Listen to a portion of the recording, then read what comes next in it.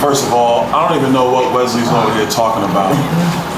First of all, he tries to get on my hairline, saying it wasn't straight. Here we go. It's too straight. I was penciled in. Is that what you said? That's exactly what we said. Man, first of all, don't be flexing your pecs while you answer my question.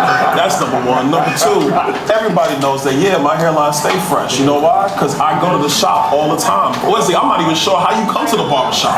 For the conversation. What you do in the barbershop? For the conversation. What do you do? For the conversation. I got questions. See? Hey, my word's so hot, the fire alarm goes off. That's fire, right? Yeah, that's I'm Rocky, everyone. Owner of the Barbershop.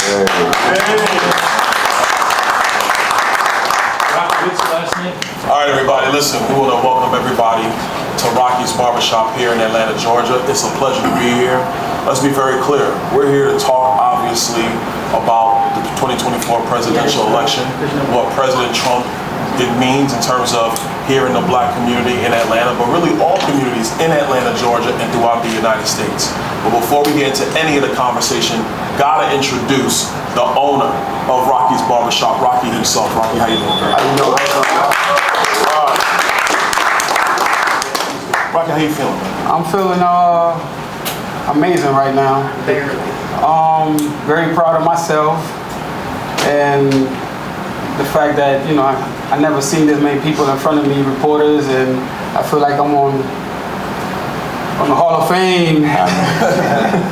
So it's a big accomplishment for myself and the black community. One more thing, I've been in business since 2008.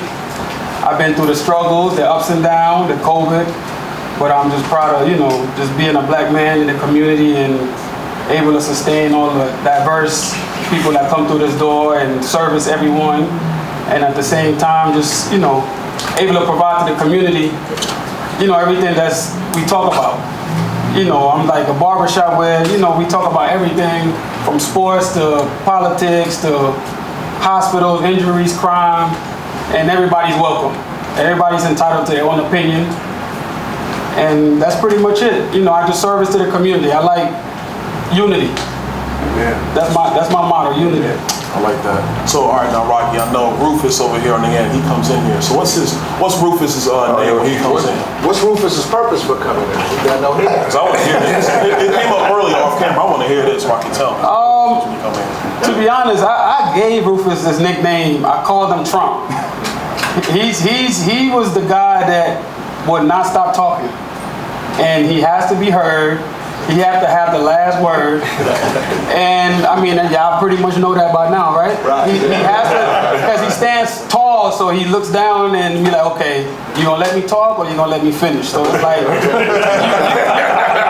you gonna get right, exactly, you know. So he asks you, are you done? And you be like, okay, I'm done. So he has to have the last word, and then he gonna walk out. Rocky, I have a question for you. Yes, sir. Have you seen a transition from your customers and your employees from being quiet about what their support or lack of support about Trump or dislike of Trump to now? Has it changed? Has it shifted? Good question. Politics is not really a main topic, but it has its time where we do talk about it when it's on CNN, and you know, everybody's give their opinion about, you know, what's going on, and it's definitely a buzz. I mean, it's definitely a buzz. It's going up. I want to ask this, Rufus. So you coming in, Rufus 6'6". So when you walk in, people know. Right. You 270 though. I was. Oh, okay. I was. Quiet, Wesley. We don't talk Right. But Rufus, you come in. Oh, see. We're gonna come back to that later. That's gonna be the latest segment. We're going to preschool. Rufus, you're coming to the shop. What are you communicating? For what's happening in the country? What are you talking about? What are you communicating to people? We've learned over the years that you can't beat people into submission. The question is, for all the things that folks said about Donald Trump, I asked people if you called the boogeyman before he got in office, what did he do that was so bad when he was there? Then you get crickets. Then we start talking about the First Step Act. Then we start talking about opportunity zones. We walk down with HBCUs. I'm an HBCU graduate, so we start talking about the funding with HBCUs. And about 52 minutes later, when I'm done, I ask the question, y'all tell me 2 or 3 things that the Democrats have done for black people, and it gets quiet in here. That's it. It just stops. It just boom. People don't want to have that conversation. When President Obama was here, though, boy, I call hell in here, though. I mean, he's still on the wall in here. So, well, you know, it's interesting because you're told from the time that you're a child there are 2 things you don't talk about in public: politics and religion. But those are the exact things we need to be talking about these days, because there's a change in the air. There's things going on that only come to light when you talk about them. Evil flourishes best in the dark. That's right. Doesn't want the light shined on it. That's right. And that's why we have to begin to talk about these things in a very serious way. You know, you talk about the Trump administration, before this administration, it was amazing. You know, the opportunity zones, $75 billion of money brought in from the private sector into depressed communities, mostly minority communities, lifted 1 million people out of poverty, provided incredible opportunities. You know, HBCUs. Every time we started talking about HBCUs, President Trump's ears would perk up. And, you know, he established a pipeline so that we don't have to come and beg every year. That's incredible. The justice system, the inequality of the sentencing, all these things, they were dealt with without a lot of fanfare. And I'm just hoping that the black community is noticing this. You know, a lot of people in the black communities and in the liberal community in general say, you know, Carson changed. I haven't changed one bit in the last 20 or 30 years. You read my books from 20 or 30 years ago, they say the same things I'm talking about now. The only thing that changed is that I became a Republican, you know? And we need to get beyond that and really look at what works for people. Absolutely. And I want to piggyback that for a second too. So both of my parents were at Southern University. Both of them. That's where they met. So HBCUs are near and dear to my heart. And my dad would always tell me, Wesley, you have to understand something. I'm 75 years old. He goes, son, I had it difficult. You don't have it difficult. We have come a very long way, and for a gentleman like me, who's sitting here as a United States congressman, whose parents are graduates of HBCUs, and at the time, that's actually all they had, and for us to be sitting right here talking about strong black businesses, talking about black excellence, which is exactly what this represents. That's right. Talking about the next generation and how can we continue to build on this, like the young gentleman in the back. You're a veteran, I'm a veteran. We have veterans on this stage as well. This is all about black excellence, and it's not confined to one party. Right. It's not confined to the Democrat Party. Black excellence is for everyone. And so whenever I think about my parents that started at HBCUs and what President Trump has done for HBCUs, how he has created that pipeline, I gotta tell you, I am so impressed by this, and it cannot be ignored. My parents had 3 kids. All 3 of us went to West Point. All 3 of us served this country. It's the definition of black excellence. So creating a pipeline for opportunities for black people at HBCUs is literally why I'm sitting here today. So that investment in the community from President Trump, and you worked as administration, sir, God bless you, and thank you so much for what you've done. That is why we have to continue to build on this. President Trump is a harbinger of black excellence. Do not get it twisted. We have seen it, we have lived it, you articulated every point extremely well, and then how do we build on this for 4 more years after November? I want to add to what Rufus said about the barbershop, and then I want to ask Mark a question. One of the things I find interesting, Rufus, because we talk about what Trump did, which is all excellent. I talk about it all the time. One of the things that I can never get anyone to answer correctly or at all is, how is it that for 30 to 40 years, literally, this man was looked at as a media giant? He was looked at, he was on sitcoms, he was brought on sitcoms, movies, sitcoms. He was brought on, he was looked at, Oprah had him on her show several times as the most interesting person in the world. The View. And then asked him, when are you going to run for president, Donald? And they all giggled. How does that guy, who's so loved, all of a sudden come down the golden staircase, announce he's running for president, and then everyone who was his friend flipped on a dime to hate him so much. Unbelievable. And the question is, if you ever grew up in the hood or anywhere in a black neighborhood, the first question that will be asked of you, well, wait a minute, brother. You liked that guy yesterday. Why do you hate him now?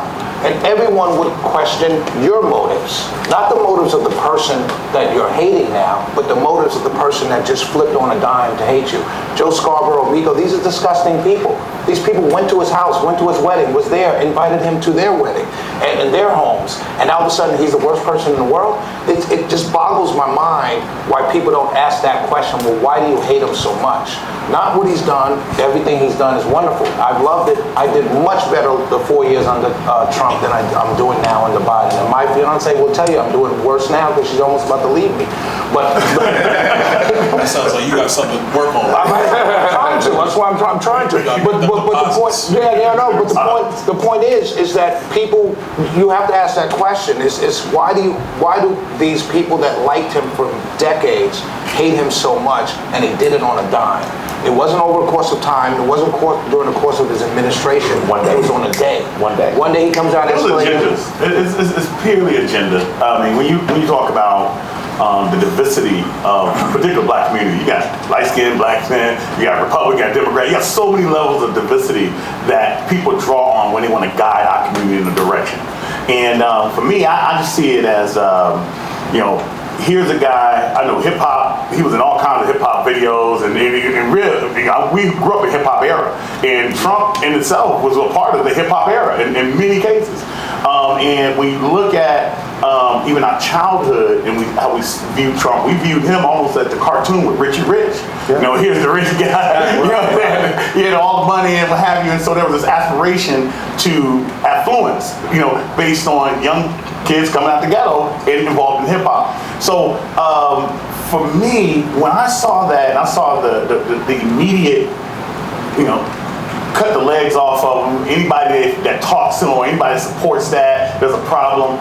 For me, I just thought to myself, well, this is clearly an agenda. This is clearly a psychological propaganda machine that not only just like black folks indirectly, but I think it also have an issue with raw white folks. I think that diversity is used based on agendas. It's not necessarily about color, race, political party. I think it's the diversity of agendas. So I'm gonna add to that, because yes, what it is, in my view, now being on Capitol Hill, served at the state level, worked in business for 17 years, what it's about is control of the levers of power. For the Democrats, it's the agenda first, second, and third.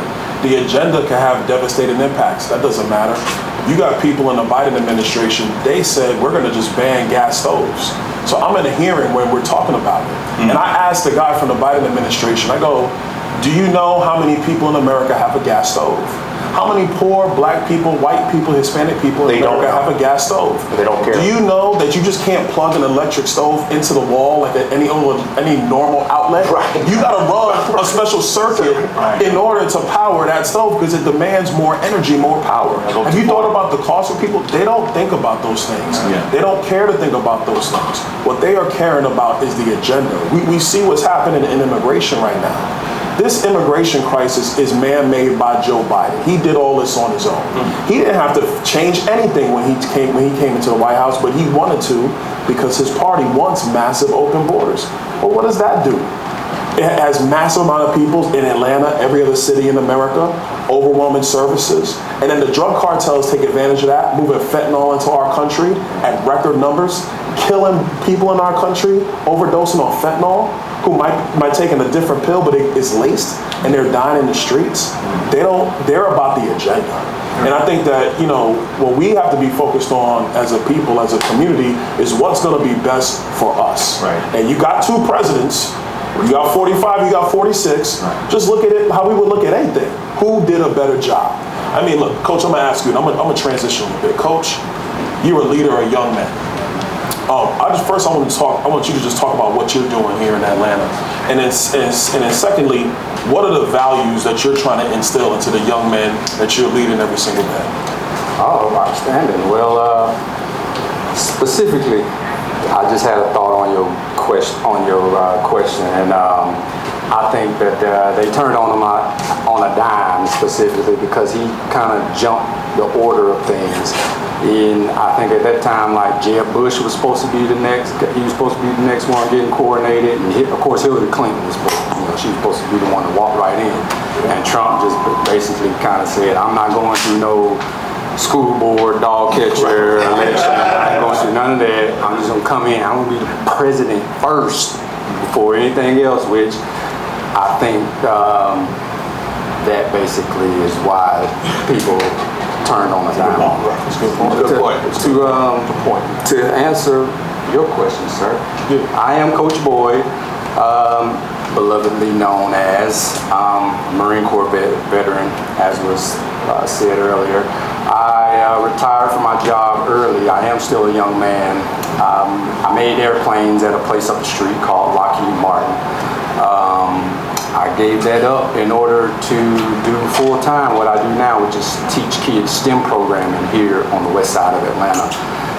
That includes survival skills, prepping skills, and anything that's basically going to teach that they're going to be able to carry and to fish with and eat with versus asking for a fish. So those are the kind of values I try to instill in them, and from that stems of a deep feeling of personal responsibility that they understand early. I don't have to preach to them, even if I try to keep whatever. I am the co-founder and director of programming of Help and Empower Youth, the nonprofit. So I'm here in a non-political capacity, right?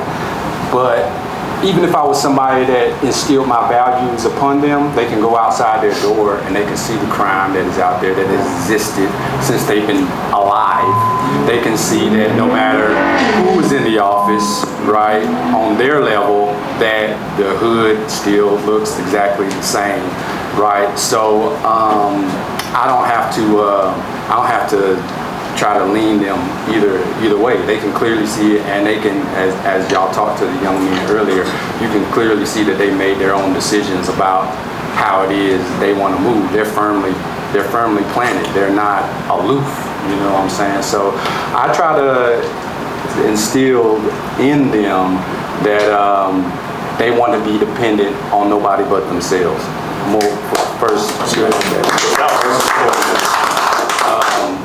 You can't.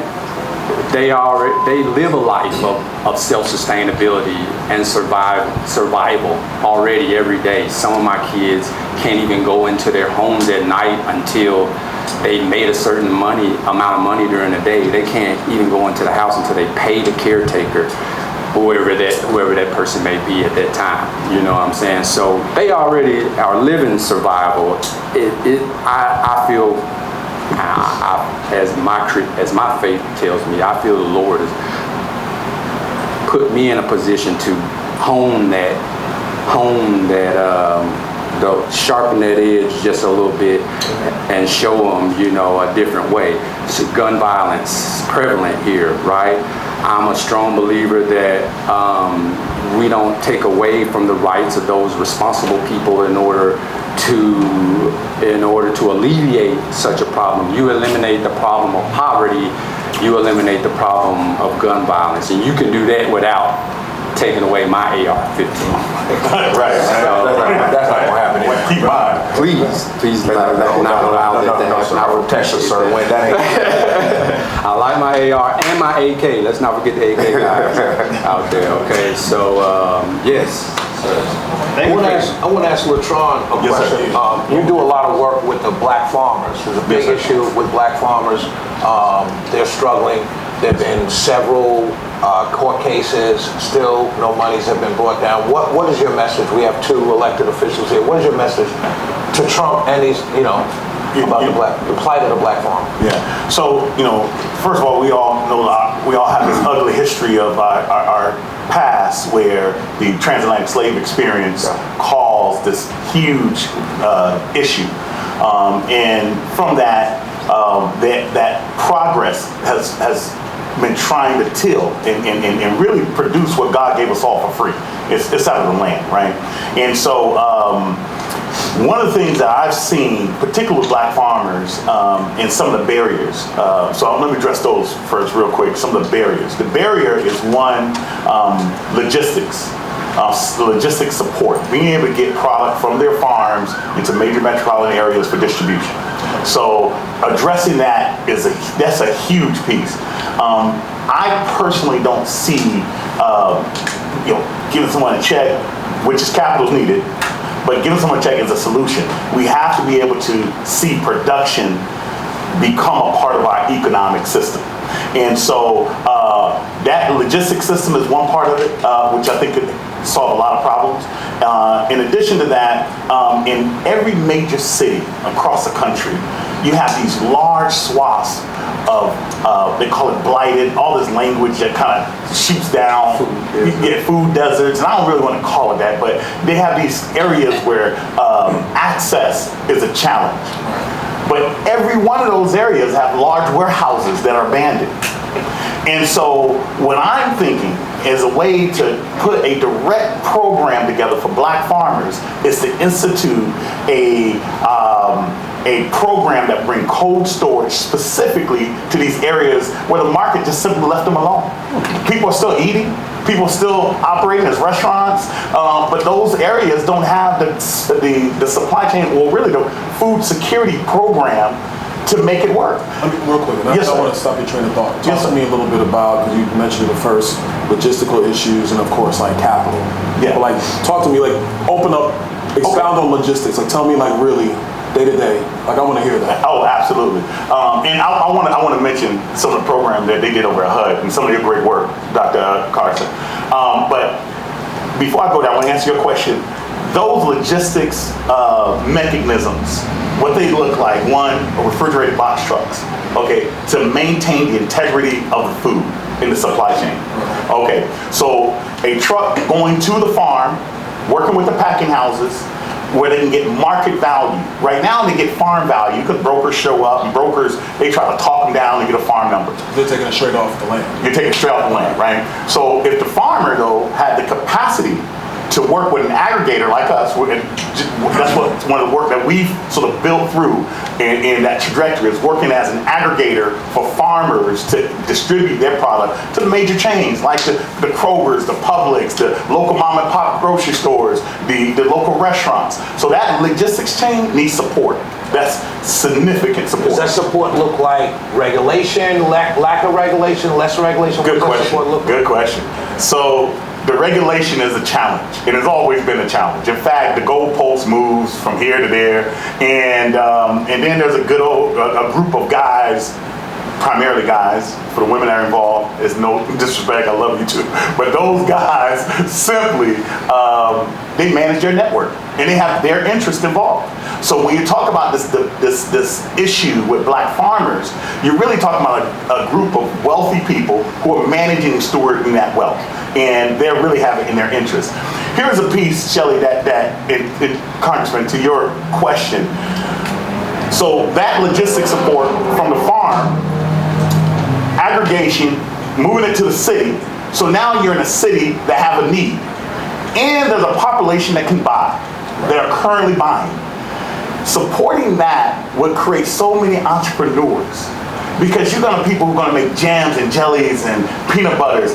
You know, one of the things that I really appreciated that Donald Trump did during the COVID was the food to family box, because in that program you actually had black farmers and other farmers across the board who got a huge boost, where companies could buy their product and they can give it away, even though that's not a sustainable model.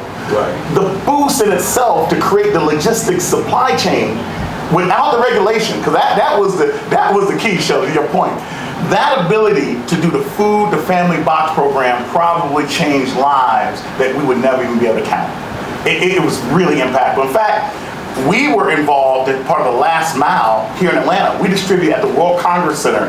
We partner with the World Congress Center here. It's our large convention center here in Atlanta.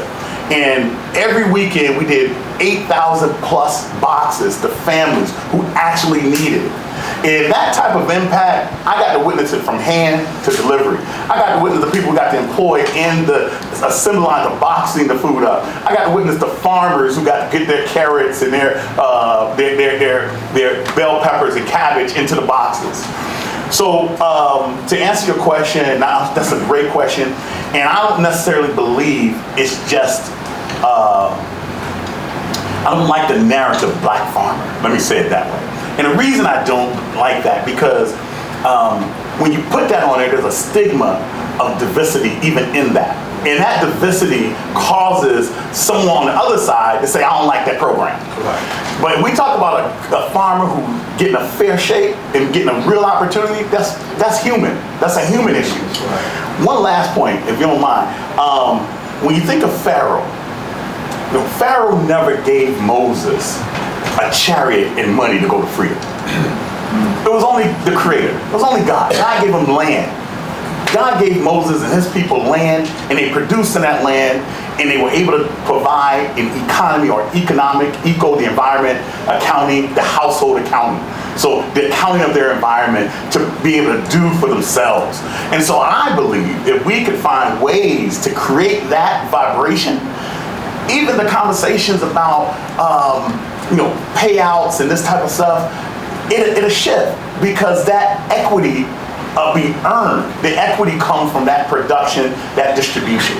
So, Representative Donald and Representative Hunt, I want to go from there to you guys. The only thing, and I'll be quick on it. Oh, sorry. No, you're good. And the only thing I'll say quickly on that is the logistical piece is massive.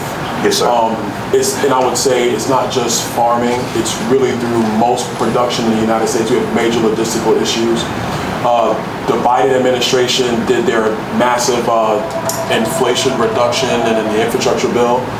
That stuff is not helping clear up distribution channels in the United States. They're trying to move towards these electric trucks, which quite frankly do not work. What's happening in California mandated it. Yeah. So most of our trade comes in through the LA ports. Right. California says you got to have electric trucks. There's not enough electric trucks on the road. They're massively expensive. The massively expensive truck drives up the cost of everything that comes through that port, whether it's food, whether it's clippers in the barbershop, no matter what it is, those costs are going up. So a lot of your trucking companies, they use the electric truck to drive to the border of California and Nevada or California and Arizona, and then they switch it to a gasoline truck and they move that truck to the United States. I mean, this is like stupid stuff. So some of the stuff logistically you're talking about, when you cut and reform a lot of these regulations for where the economy is today and where it's going, you can actually loosen those supply chains up to do what you're talking about. Yes, sir. Obviously, when President Trump was in last time, his motto was, before you add one regulation, we're cutting two. Right. And I think you have to do that in order to clear up the jam that's in a lot of economy supply chains, especially in farming, and then do some other really important things like you're talking about, local networks, local distribution centers where you can have that infrastructure kind of built in. That's real infrastructure work. That's real infrastructure. I just want to just touch on, because what you're talking about, for the United States, for America, to continue the trajectory of economic supremacy in the world, it's required that we begin to reinvest in those communities with infrastructure in logistics, particularly right here on the south side of Atlanta, or in Chicago, or in St. Louis, or in Cleveland. These areas that got these brown brick buildings that are just blighted. In Baltimore, you look at these buildings and you look at this population. The number one challenge is that those businesses pulled out of there, and when those businesses pulled out, the infrastructure for logistics moved out as well. So that impacted the education, that impacted the health community, that impacted the whole frame of the business community that supports those things. And so in the case, and I don't know how we can do this from this point forward, but I do want this discussion to be fruitful for the future of what we're doing. And so I want to continue this conversation about this logistics piece and how we can impact those communities. Speaking of which, when you talk about regulations, one of the things that I hear all the time from my left-leaning friends, deregulation is bad, deregulation is bad. But then you have Rocky here, Barbershop, who you have to have a certain size sign when you opened up, right? Fulton County mandates that your sign be not certain. These are all regulations. What can Congress do, or going forward when President Trump gets elected, what can we do to lessen regulations for small business owners? We're not talking about the water, clean air. We're talking about small businesses. Wesley, talk on that one for a second. I was just going to come back to Dr. Carson.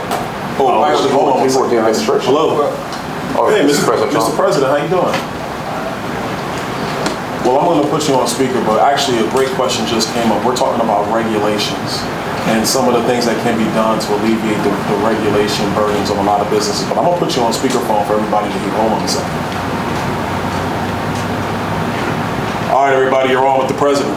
Hello, Mr. President. Hey, Mr. President. Hello, everybody. It's great to be with you. I hope I'm being well represented. I have a feeling I am. I know that very well. So I hope so. No, you are, sir. But a question came up about regulations. And so what's your view of what we need to do with regulations when you come back into office?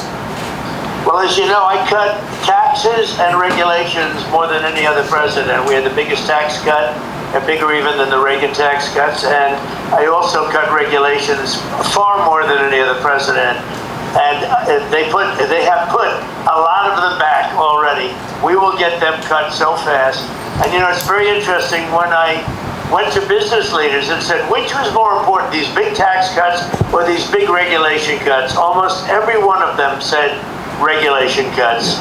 And it made a big difference to their businesses, small businesses and big businesses. Great question. Awesome.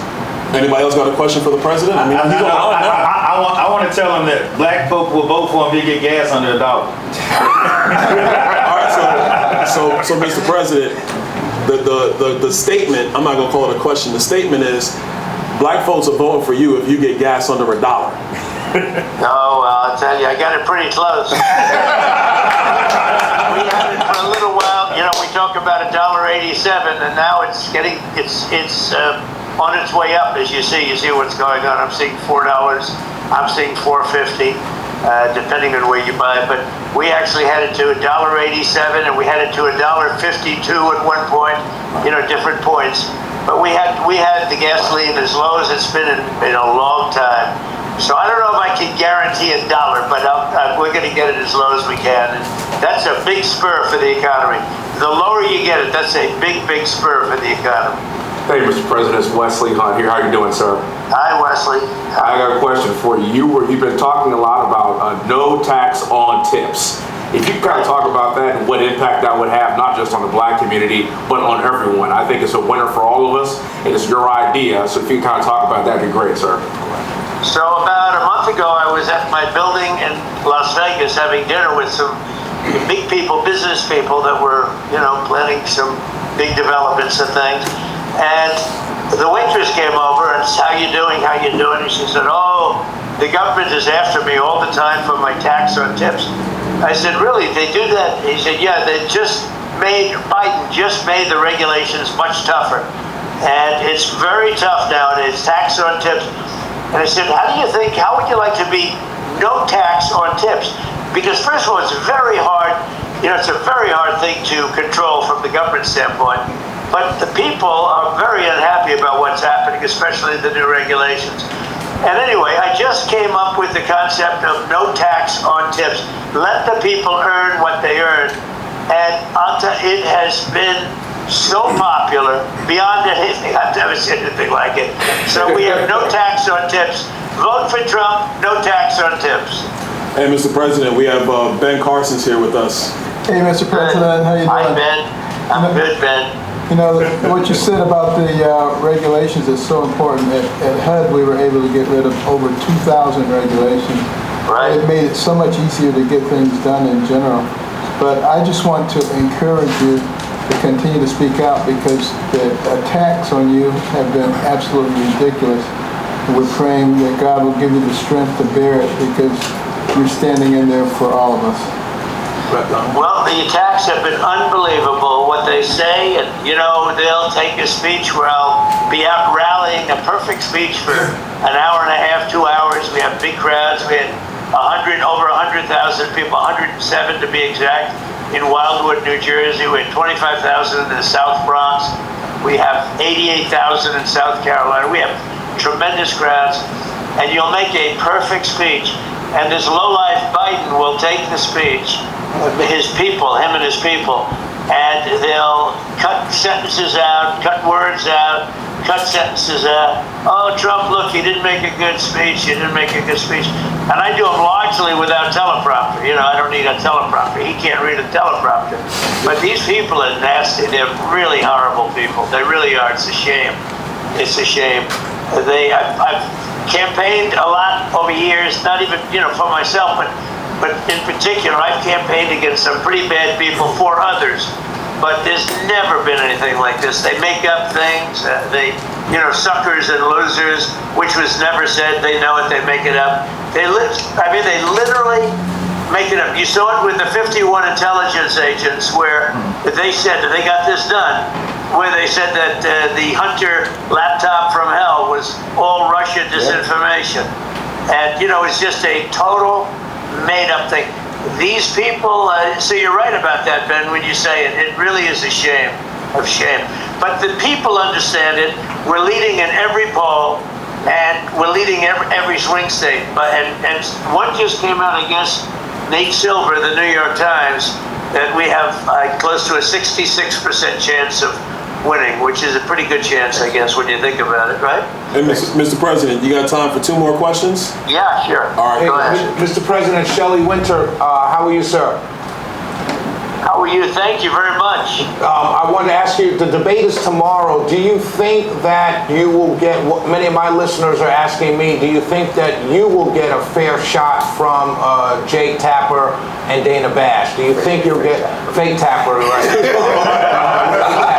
Do you think it was cutting and out. Don Can you Bash? just repeat that question, please? Do you Do you think think you'll you're going to get a fair shot from Jake Tapper and Dana Bash tomorrow night? Well, I think it would be good for them if they did it. I think probably not. It was very interesting. During the primary, CNN covered me, very, very tough, but they covered me all the time. And I won it very quickly. I won it in record time. And Byron knows that, and Ben knows that. They were all there, and Wesley was there. Wesley, good job on television this morning, by the way. Oh, thank you, But sir. they were all there. We won it in record. So now I'm making my speech to, accept everything and to acknowledge the victories and all. And CNN started off, and then they ended. Jake Tapper said, "All right, that's enough. We're not going to listen to him." So they cover the whole primary, but they don't cover my victory speech. So am I going to get a fair? Probably not. But it would be very good for CNN. They're having a lot of ratings problems. I think it would be very good for CNN, actually, in terms of its credibility. It'll be interesting to see. All right, last question, Mr. President. Coach? Yes, Mr. President, how are we doing today, sir? Hi, Coach.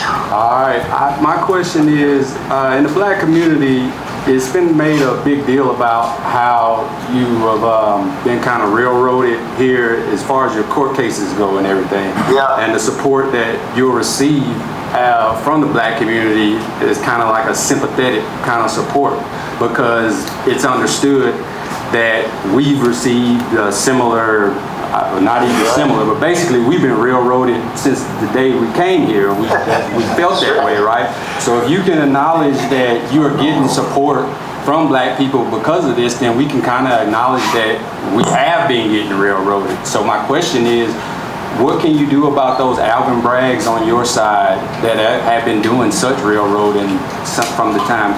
What can we do about those Fonnie Willises and Alvin Braggs that are right now sending some poor black person to jail for some crime that they're doing? Well, it's an amazing thing when this happened, and as you saw, all the legal scholars say these are not cases should be brought. It's just a terrible thing. It's weaponization, and it comes out of the White House, even when it's city and state, comes out of the White House in order to attack a political opponent. But since that happened, the black support, I think my representatives will tell you this, the black support has gone through the roof. And I guess they equate it to problems that they've had.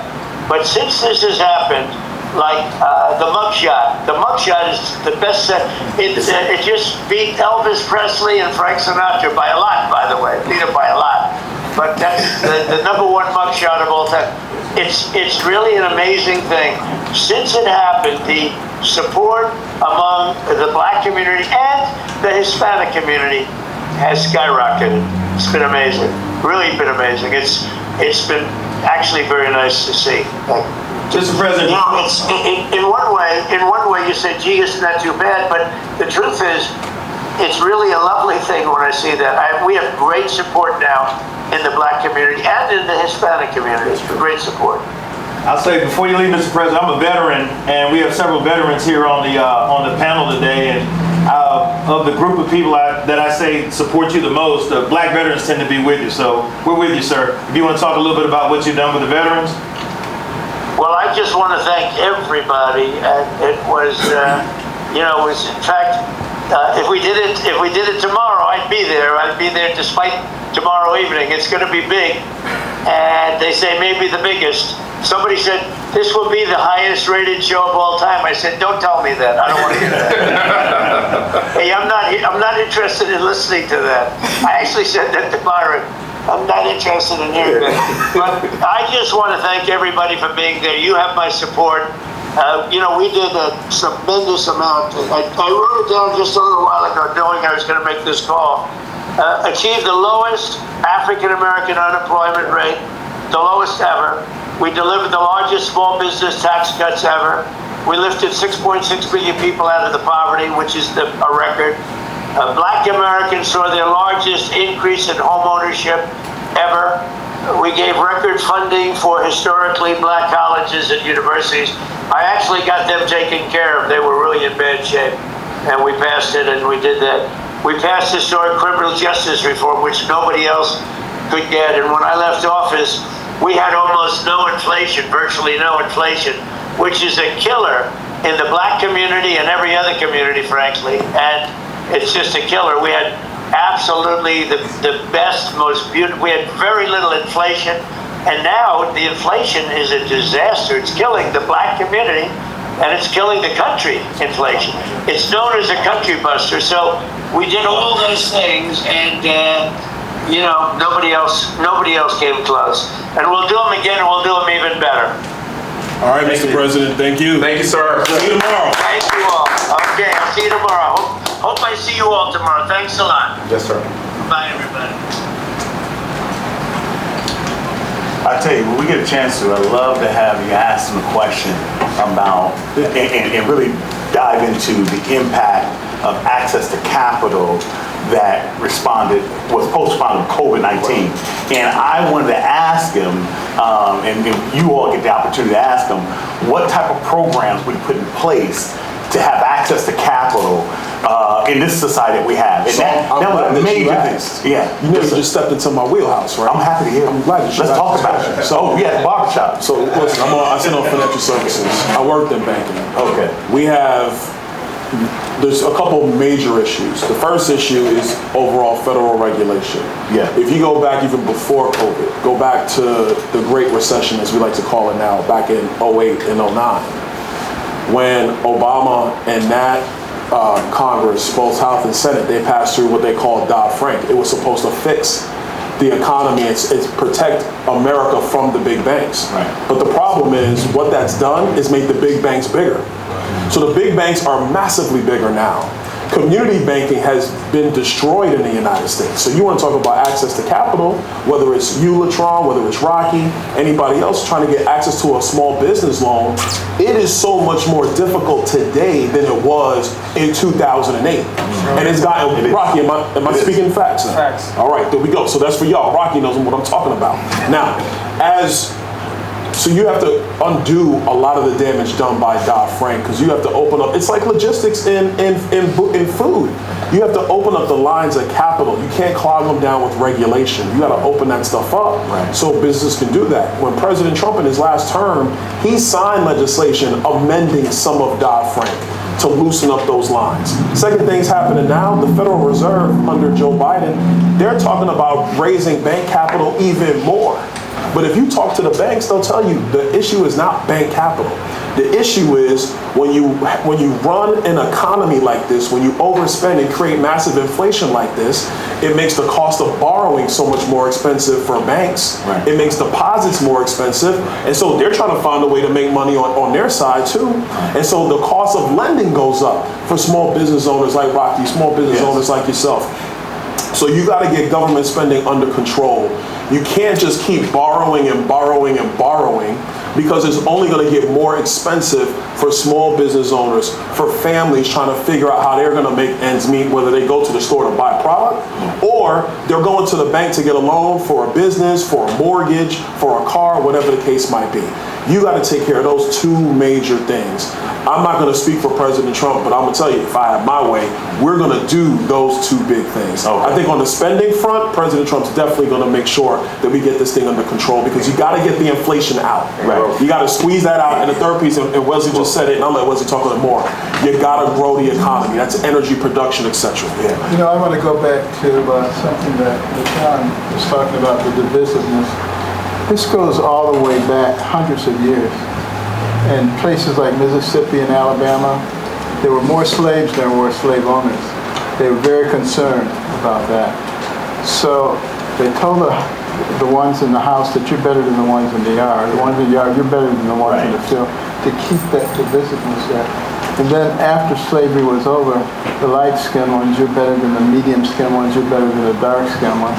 Fast forward to today, conservatives versus liberals, fighting, don't get together, don't coalesce your power, even though 90% of stuff you agree on, but they have you take that 10% and try to bang it out and keep you divided. We have to be smart enough to recognize that that's not the solution. We need to learn how to converse with each other. Just because you disagree with somebody doesn't make them your enemy. And we have to get over that quickly. As you talk about the regulations and the banking and everything, as we go into this election, what is the voters' decision? Well, small business owners, what is their decision? Is it Trump versus Biden is the decision, but who is going to be better for them? If you can explain who is going to be better for them if they're a small business owner, even someone launching a small business. You talked about regulation and not moving the goalposts and knowing what to expect. No matter what the regulation might be, just knowing what to expect. Byron, you talked about illegal immigration. You talked about fentanyl. You talked about 11 million people pouring into this country illegally that we know of. So you talked about safety. You talked about keeping your AR-15. You talked about what's happening in the streets here in Atlanta. You're asking me about who we should pick, one or the other. President Trump is running on everything that we just said. 100%. That is the crux and the very premise of what he is running on and what he is focused on. He will give a 2.5-hour speech, but at the end of the day, he is hitting on these things in multiple ways from multiple angles. If you look at this on its face, Joe Biden is doing none of the above. I would even argue he is running against the things that we are talking about here right now. And so this is really a binary choice that President Trump is articulating every single day, while Joe Biden right now is hunkered for a week trying to figure out how he's going to speak tonight or tomorrow night. So it's up to us in this room to articulate that in a way. This is a binary choice. The things that we want, the things that we are talking about, President Trump just called in right now on the phone and talked to us about it. Who does that? That's the most famous person on planet Earth. Right. Yeah. You know, it's funny. So many different dynamics. Hold on. I got a quick question. Quick back to Wesley.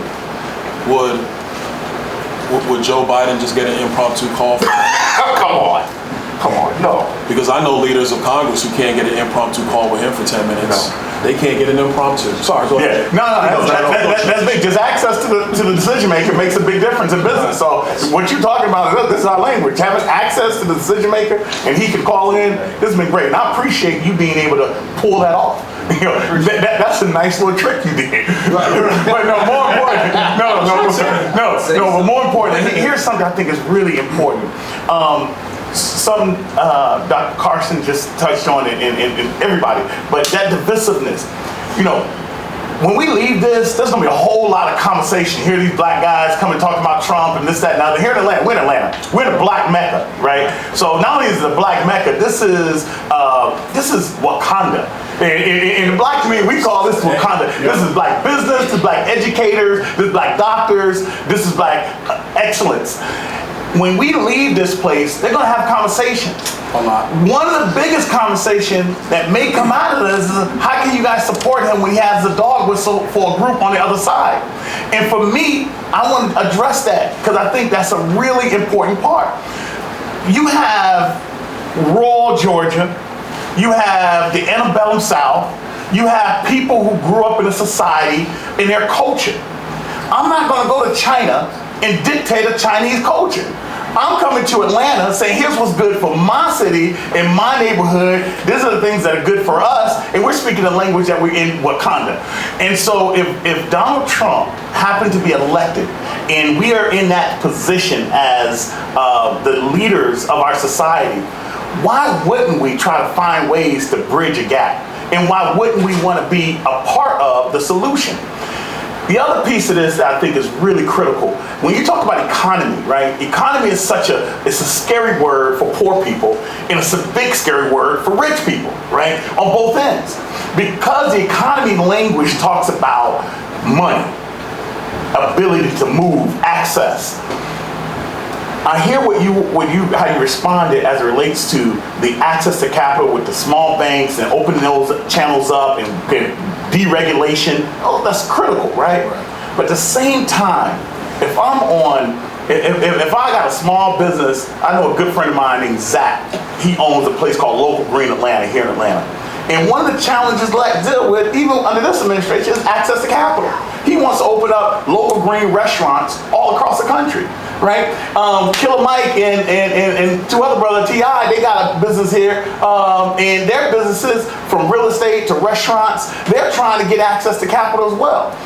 The question that really got to be answered, will the Trump administration, when we raise that flag and we got a new president in the White House, will he make it easy for access to capital? And that's the question we got to answer leaving this room, because that's the only combative narrative we get against the guys who got a dog whistle for white supremacy and that type of thing. Well, wouldn't be Tim Scott's? He did it before, he'll do it again. Yeah, right. That makes sense. Point at what he actually did. You don't have to like him to vote for him.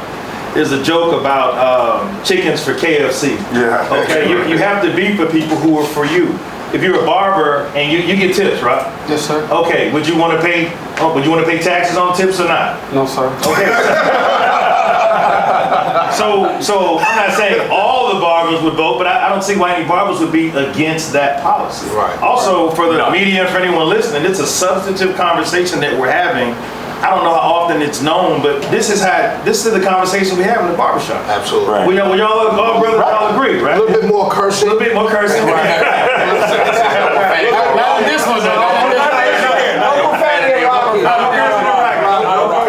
But no, a little more cursing. Keep it clean. Keep it clean. Where I was going was the policy side of it. If you can take the fat off of it, cut it off and look at what Donald Trump did and what he is saying he's going to do again going forward. He did it before, he can do it again. And I'll close with I say this to black folks all the time, particularly in the barbershop. I say, once again, tell me the 3 or 4 things that Joe Biden has done to help black people. Because all of us can tell you about the things that he did to help black people when Donald Trump was there over the 4 years. Right. They say vote, vote, vote. They say democracy. Vote, vote, vote, vote, vote, vote. They get black people to vote. Okay, so black people vote, and then what? Right. What do we get? Right. Right. Now, I do appreciate Ice Cube when he was saying, hey, we need to contract Black America to get our vote. That made sense, right? And I was glad that Trump was willing to meet with him.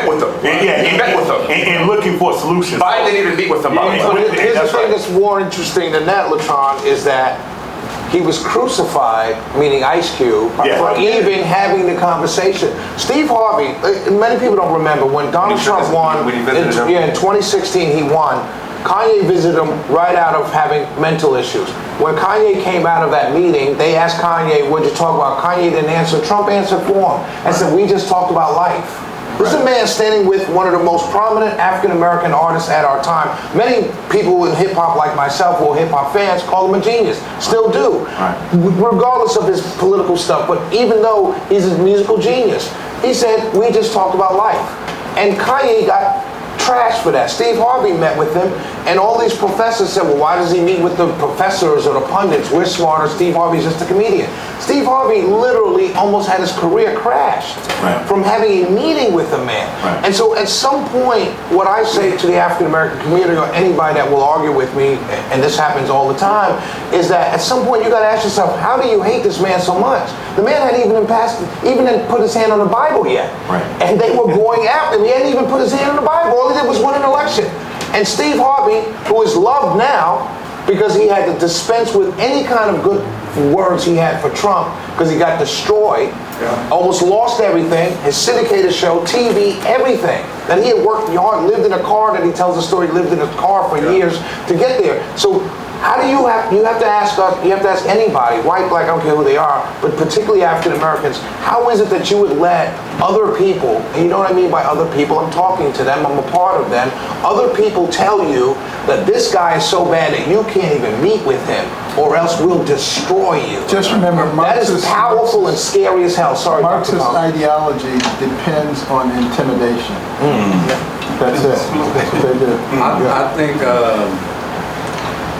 I know this is specifically for the next election in the Trump thing, and specifically versus Biden, but just going forward, I think Republicans themselves have a bigger opportunity.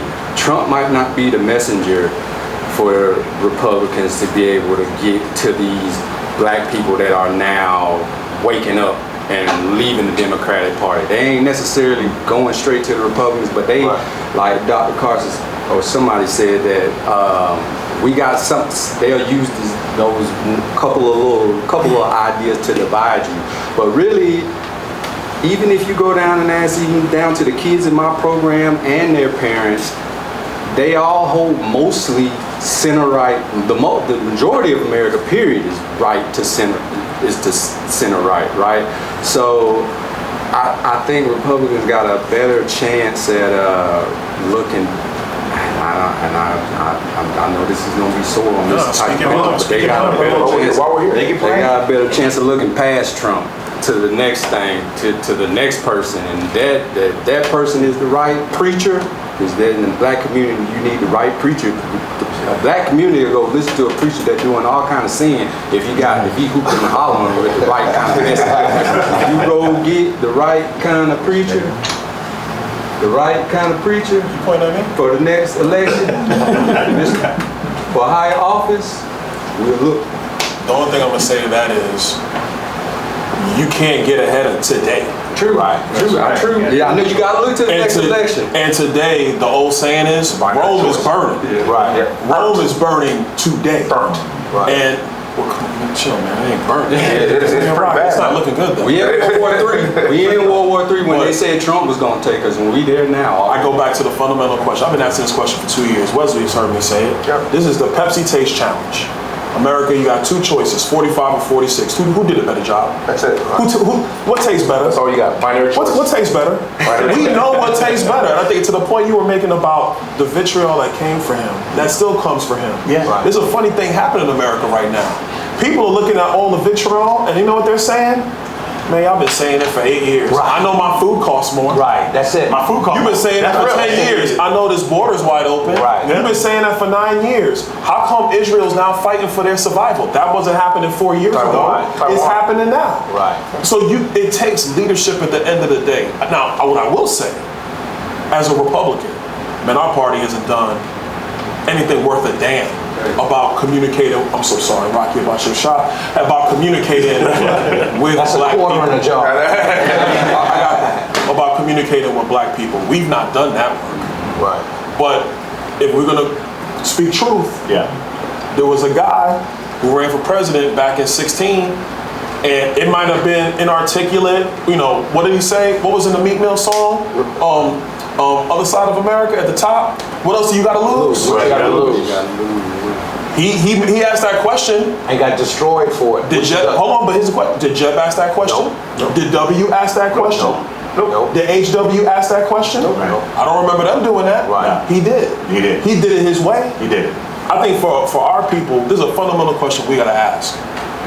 How's your life gonna be with 4 more years of Joe Biden? Worse. Right. Because a lot of these young kids, what I'm hearing, a lot of these young kids, they're saying, you know what? Where's Trump? Right. Yeah. Can we get him back? Right. You know, it's so real when you look at, you know, what is the interest. And brother, Coach, you mentioned it. We generally are conservative people. I mean, we want to raise our families. We want to have, you know, we believe in God. And like right now, even a conversation with God is even, you know, for me, I'm open talking about it. You know, we pray, okay? And when you look at these types of ideas, and I really appreciate what you alluded to. You alluded to some real concrete, beyond personalities, and personality is important, but beyond personality, what will sustain our community? And generally, what's happening under the agenda that we see, safe homes, safe borders, economic stability, jobs, family life. You know, I don't even understand what a challenge. Don't leave out education. Yeah, education, deregulation.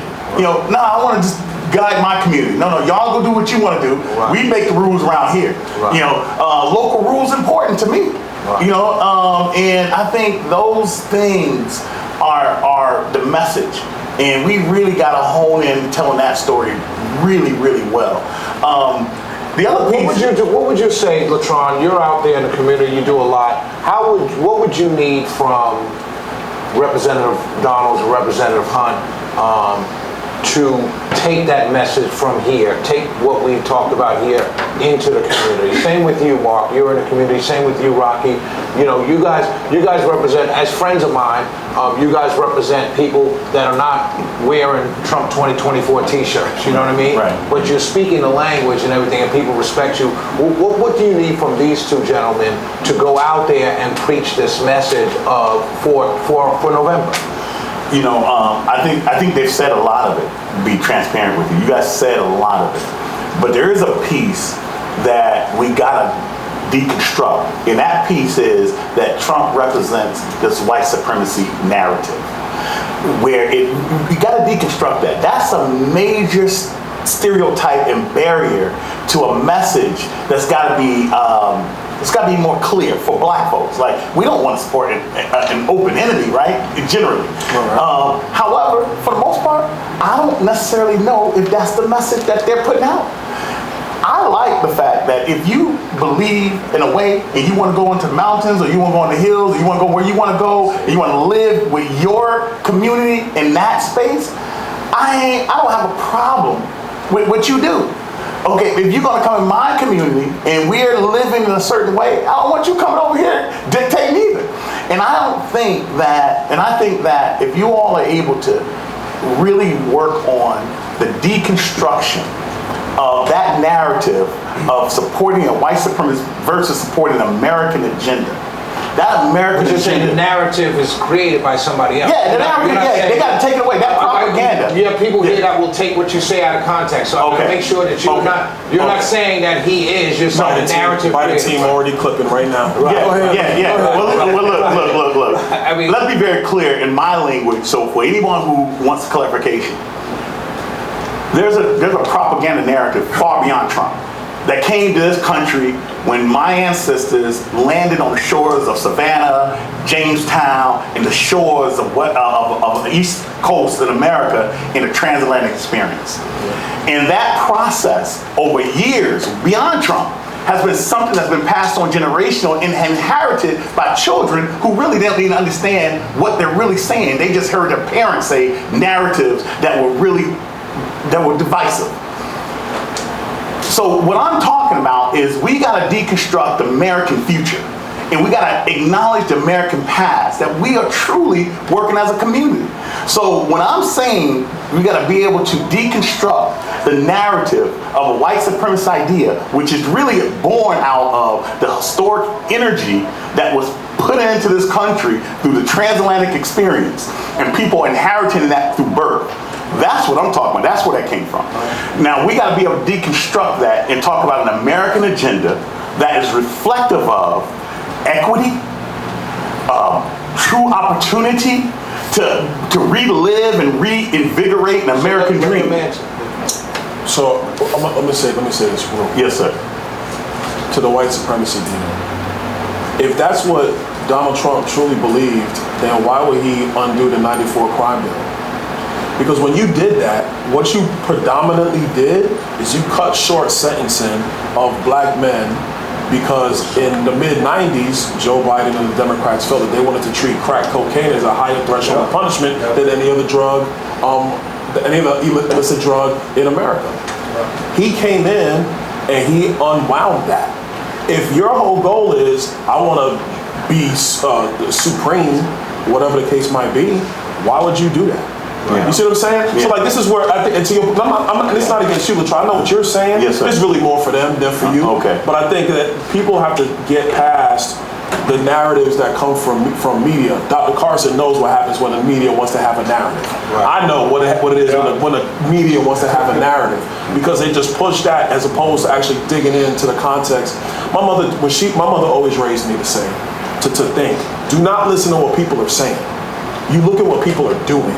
Right. Yeah. And I think that in our community, we have to get past the narratives that come primarily from media and from people who have agendas.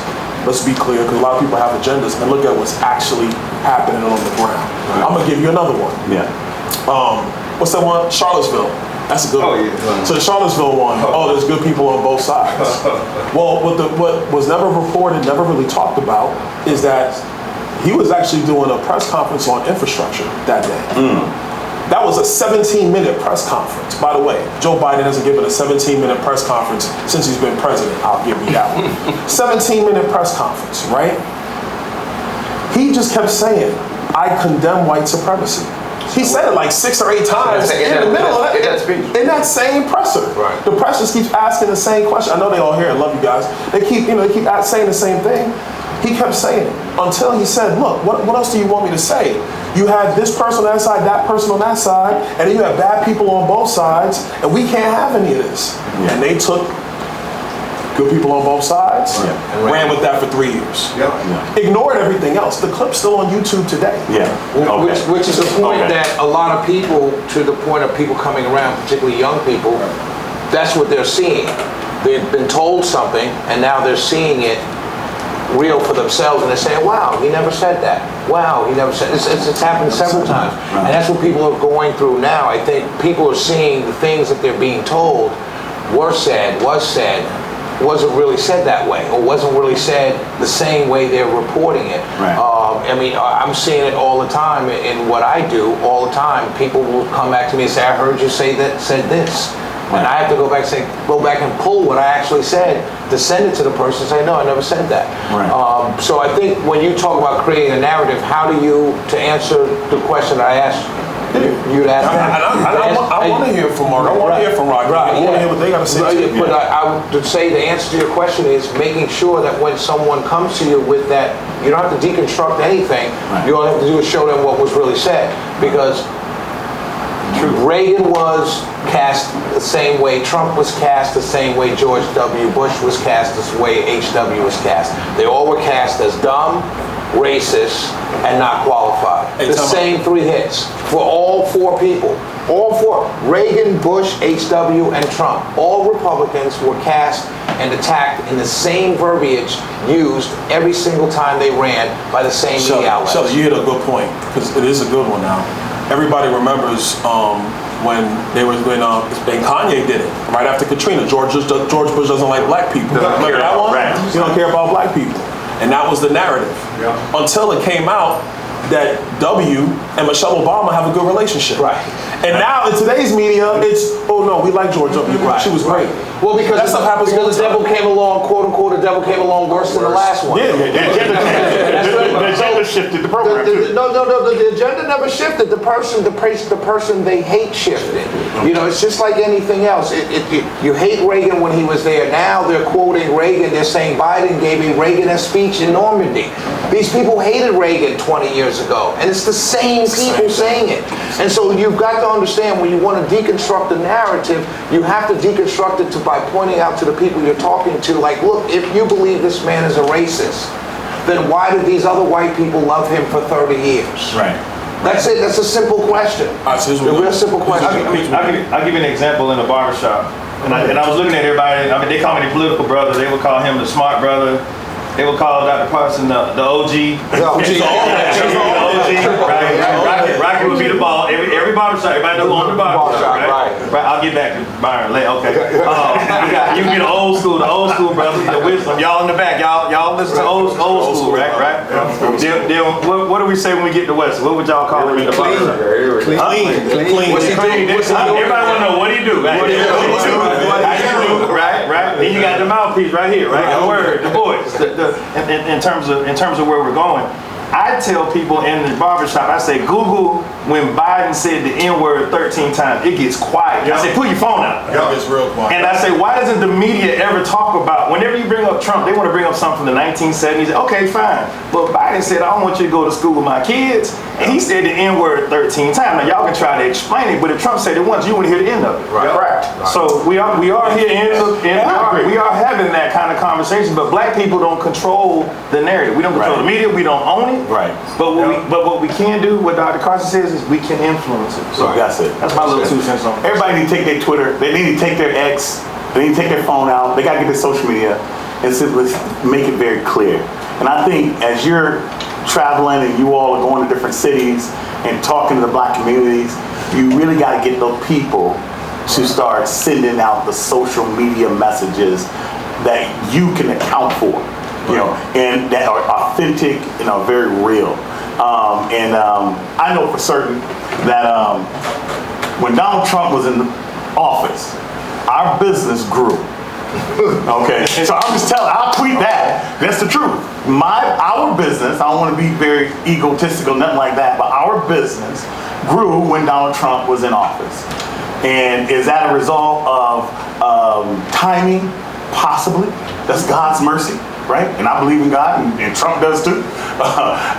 Is that a part of God's mercy, or is it a part of just the trajectory of policy and deregulation? Right. I'm gonna leave that to the listeners. All right, so here's what we're gonna do. We're gonna wind down. All right.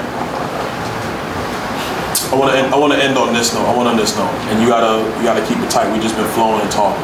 Right. But what do you think? What do you think in terms of black people? Either A, voted for President Trump, voting Republican. Unfortunately, not voting at all.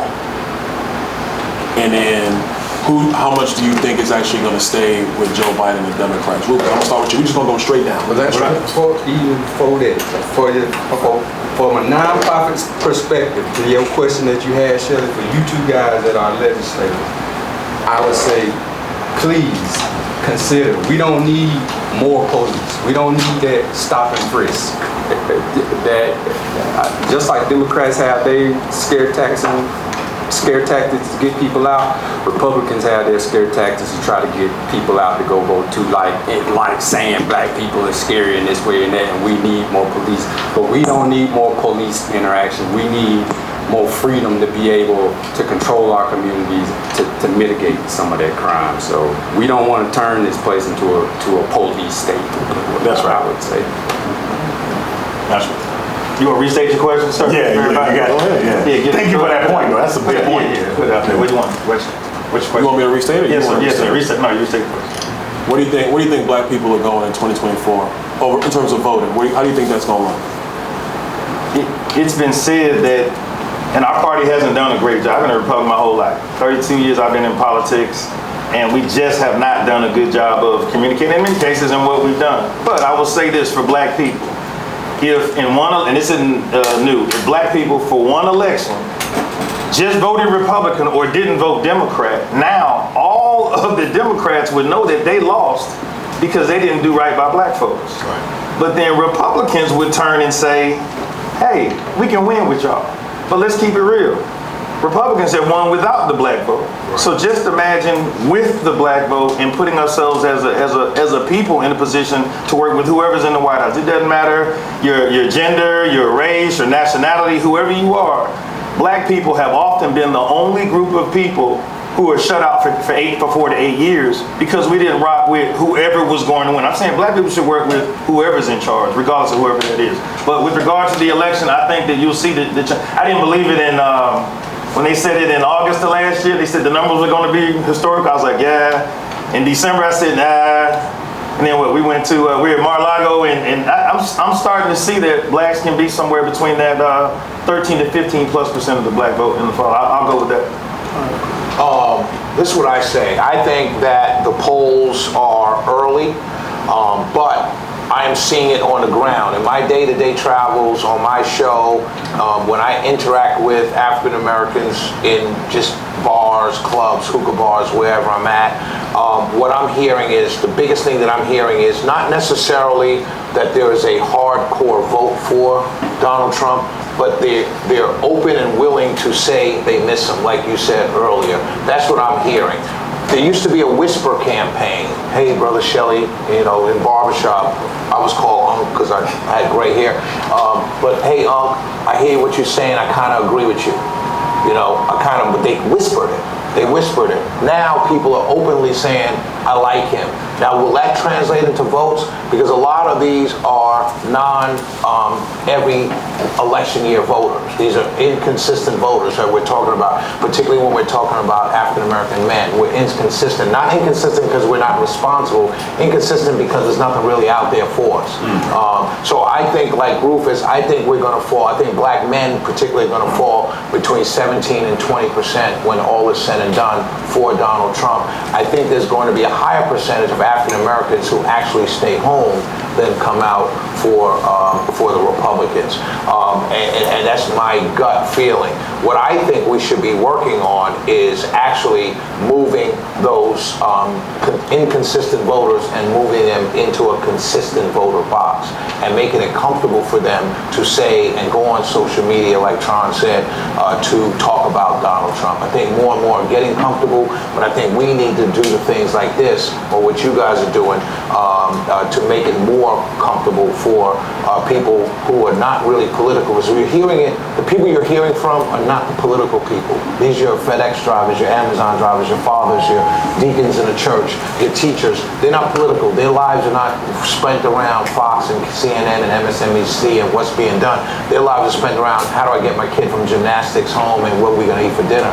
Those people we have to those people we have to convince to make a decision to vote, because they will vote for Trump, but we have to get them and drive them to the polls. To the point you made about, both of you made about Republicans, I've been in this game. I met Rufus in this game. I'm in media. He was on the political side, and I've been screaming for Republicans to do more towards the black community for decades. Trump is the only one that has, but there still is. He's doing it on a shoestring. What I would say is, you need this vote. The Trump campaign needs this vote. Republicans need this vote nationally. Start putting the people in play that can move this vote, move the needle. Start listening to the people, the Gina Bars, the Janiyas. Start listening to the African Americans that you have on your team that can move this needle for African American vote. I know there's a lot of people, doing a lot of different things. Listen to the people you've hired to move the African American vote. Listen to the Hispanics you hired to move this Hispanic vote. Listen to the LGBT community members you've hired to move that needle. Stop micromanaging. Do it right. Listen to the black people you hired to do black events and put black things together. Put these type of events together. Listen to them. Get out of the way, and we can move this needle. I think it'll be 17 to 20. You can move it 20 to 25 if you just let people run. President Trump got 18.7% of the male black vote in 2020, the highest of any Republican president in modern history. if he gets between 25 and 30% of the male black vote, which is absolutely possible, you're pushing all in between 17 and 21% of the black male vote, of the black vote, period. If that happens, mathematically, Democrats cannot win. That's why Biden and I are here. That's my projection. So you say 25 to 30 black male? Yes, all in 17 to 21. Right. But that's just black male? Yes. I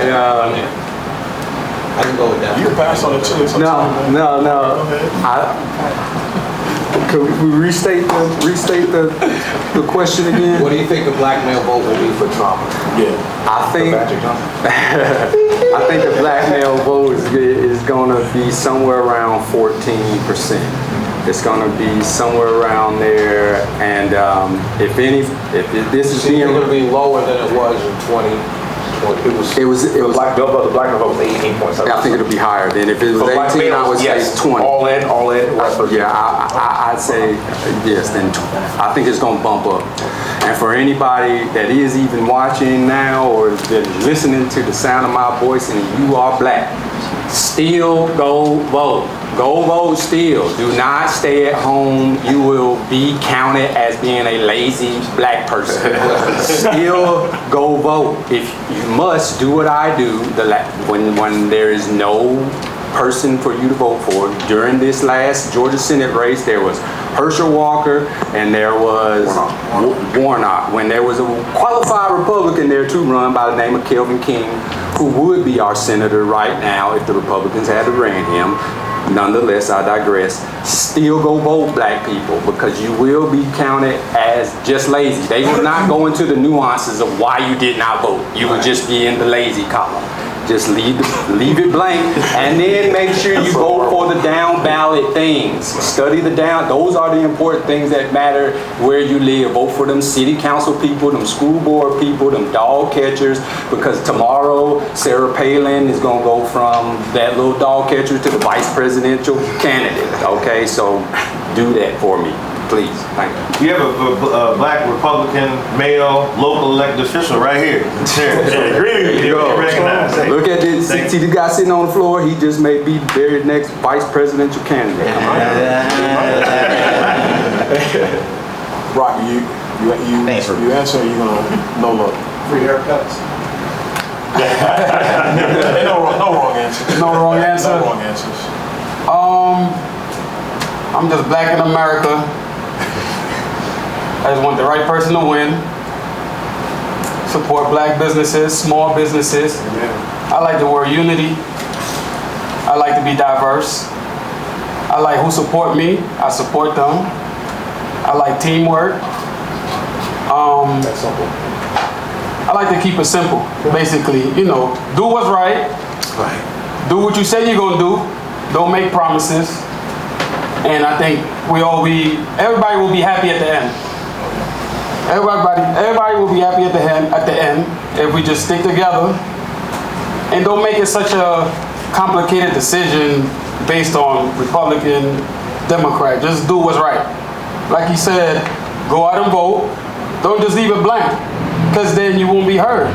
Then your decision is not valid unless you pick the right person. If you want change, you gotta get up, you gotta say something. So I'm glad I'm on this platform. It definitely opened my eyes. I seen different views.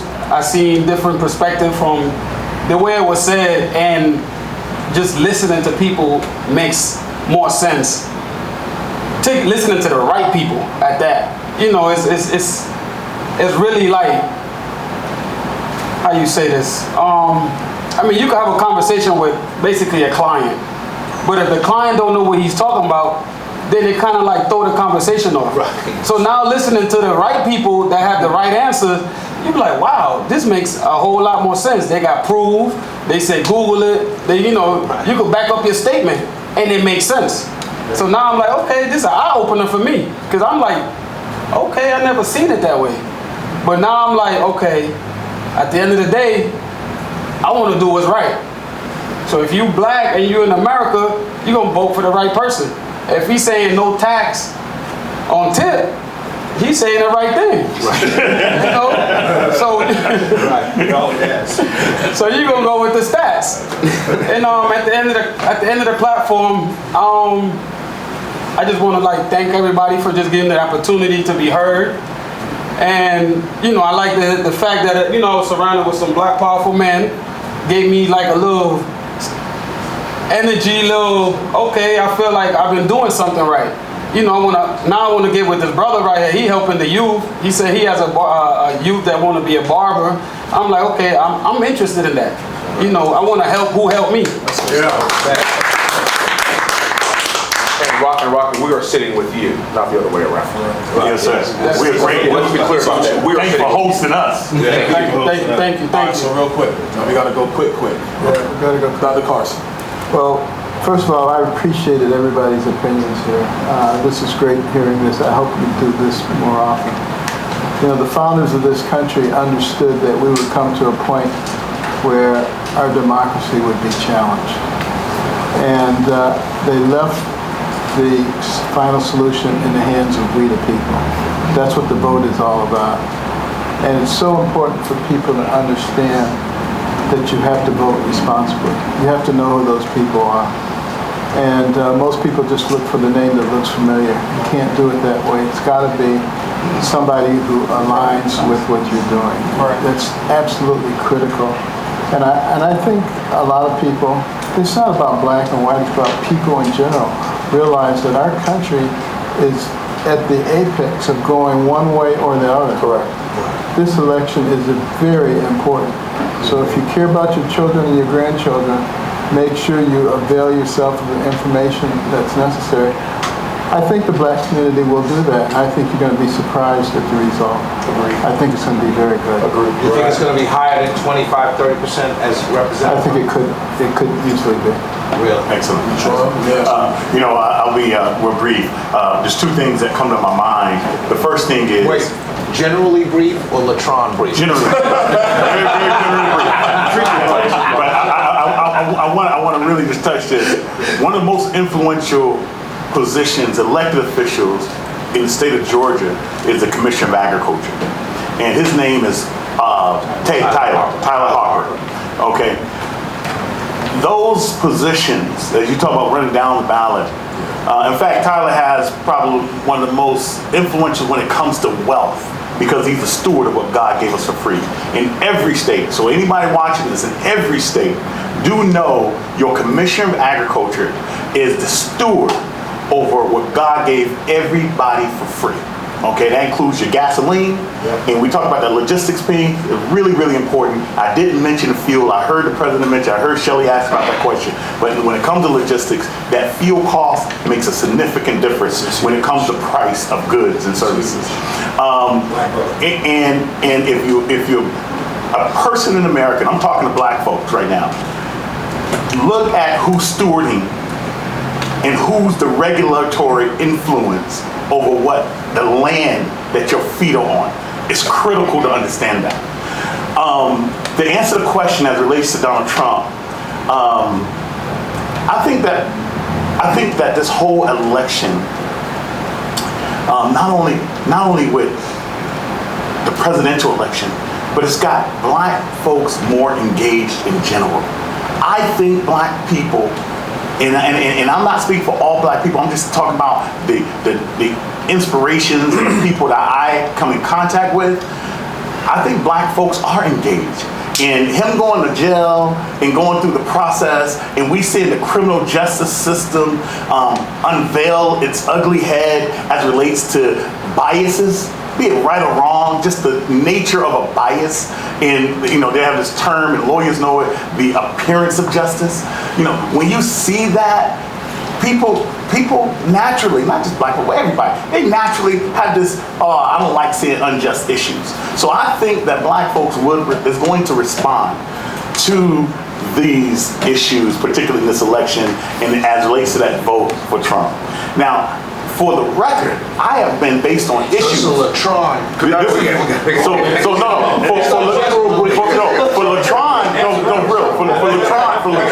know I'm in it. But for Latron, I've always voted on issues, and I think that's where most black folks are going to be. They vote on issues, and so the issues that were raised, they make sense. If Trump is saying that and the other guy is saying something different, people won't vote for the issue that fare well with them. So, thank you. All right, so in closing, I want to thank everybody for being here. Everybody here on the panel, thanks. Honestly, and it's important to say, when we walked in talking with these guys and said, we're unscripted, we're just going to flow. Yeah. We're just going to flow and we're going to talk. I didn't talk to them before today about what they were going to say. I have no idea. We just talked, opened it up, and we flowed. Rocky? I'm witness to that. He knows, because he was like, I'm not supposed to be on here. What's going on? I said, Rocky, just talk. If you want to talk, talk. It's cool. We're just flowing. It's your place, man. It's your place. Thank you for letting us come in here. Appreciate it. Thanks for the setup. Guys, I'm going to say it for myself. I know for a lot of people on the panel, Dr. Carson, Wesley in particular, you know, we're for President Trump. We think that him being the 47th president is going to make this country great once again. We got a lot of issues to fix. Let's go fix them. And I got one more thing. One more thing to add. You talk about white supremacy. Yes, sir. Dr. Carson has been black his whole life. That's right.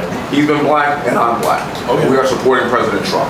Okay. So I don't understand how a white supremacist would call us right now, break bread with us and spend his time with us right now if you were truly a white supremacist. Right. That would never happen. The worst one. And for the record, I don't believe Donald Trump is a white supremacist. No. So I want to clarify that just in case that narrative got mixed up. All right, thank you. This is where we leave the barbershop because they're going to keep talking. Do you think President Trump should come to like barbershops and engage in communities like this? Yeah, I think he should. That would be a great idea. You want to open up the questions? Thank you, Carson. You guys can start breaking down your improvement.